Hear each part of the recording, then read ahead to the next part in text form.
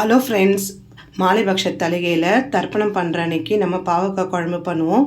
அது எப்படி பண்ணலான்னு பார்க்கலாம். அதுக்கு ஒரு பொடி அரைச்சிக்கலாம்.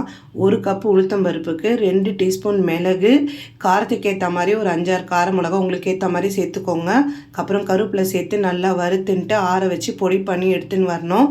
அப்புறம் ஒரு பாத்திரத்தில் கடுகு, வெந்தயம், காஞ்ச மிளகா, கருவேப்பிலை திருமாறின்ட்டு வேக வச்ச பாவக்காய், புளி ஜலம் சேர்த்து புளி ஜலத்தில் பச்சை வாசனை போகிற வரைக்கும் நல்லா கொதிக்க விடணும்.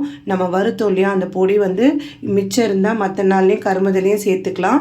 இப்போ குழம்பு, கூட்டு எல்லாத்துக்குமே அந்த பொடி தான் நம்ம சேர்த்துக்க போகிறோம். நமக்கு தேவையான அளவு அந்த பொடியை சேர்த்து நம்ம நல்லா இந்த குழம்பை கொதிக்க விடணும்.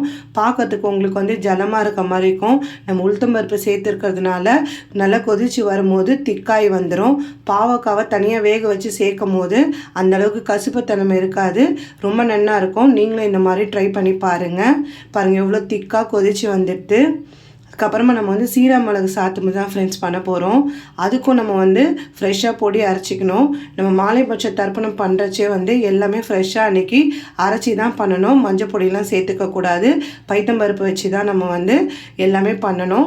பாருங்கள் எப்படி பண்ணணுன்னா, 1/2 ஸ்பூன் உளுத்தம்பருப்பு, 1 டீஸ்பூன் மிளகு, 1 டீஸ்பூன் சீரகம், அதுக்கப்புறமா 2 காஞ்ச மிளகா, கருவேப்பிலை. சீரகம் வறுக்கக்கூடாது, மற்றதெல்லாம் வறுத்துன்ட்டு சீரகத்தை வச்சு நல்லா பொடி பண்ணி எடுத்துன்னு சாத்து சேர்த்து பண்ணணும். சூப்பராக இருக்கும். இந்த மாதிரி ட்ரை பண்ணுங்கள். இது சீரா மிளகு சாத்துமதுன்னு பேர். புளி ஜலத்தை நல்லா கொதிக்க விட்டுட்டு இந்த அரைச்சின்னு வந்தாலே அந்த பொடி கொஞ்சம் நான் லாஸ்ட்டாக ஜலம் சேர்த்து அரைச்சி எடுத்துன்னு வந்திருக்கேன் விழுதா. அதை அதில் சேர்த்துடணும். உப்பு சேர்த்து நல்லா கொதி வந்துச்சுன்னா சூப்பரான நம்மளுடைய சீரா மிளகு சாத்துமது ரெடி ஆகிடும். கடுகு, சீரகம், கருவேப்பிலை நம்ம திருமாறி கொட்டிடணும்.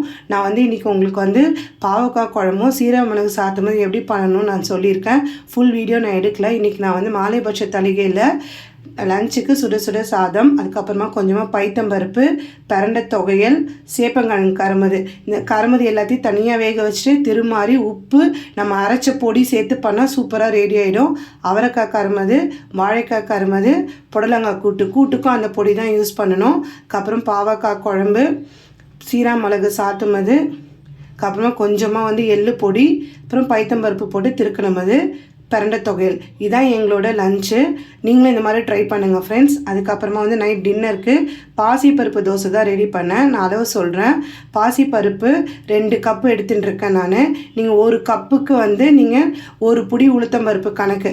நான் வெந்தயம் சேர்த்துட்டுருக்கேன் கொஞ்சமாக, அது ஆப்ஷனல் தான், வேணா சேர்த்துக்கோங்க. 1 கப்பு பாசிப்பருப்பு, 1 கைப்பிடி உளுந்து, 2 வெந்தயம் சேர்த்து மினிமம் 1 hour இல்லை மேக்ஸிமம் ஒரு 3 hours நம்ம ஊற வச்சு அரைச்சி நம்ம புளிக்க வைக்கணும்னா இல்லை, உடனே நம்ம தோசை வாத்தலாம்.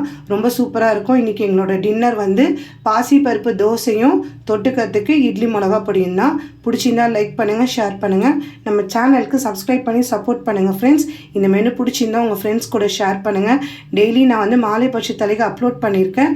டைம் கிடைக்கும் செக் பண்ணி பாருங்கள். தேங்க்ஸ் ஃபார் வாட்சிங்.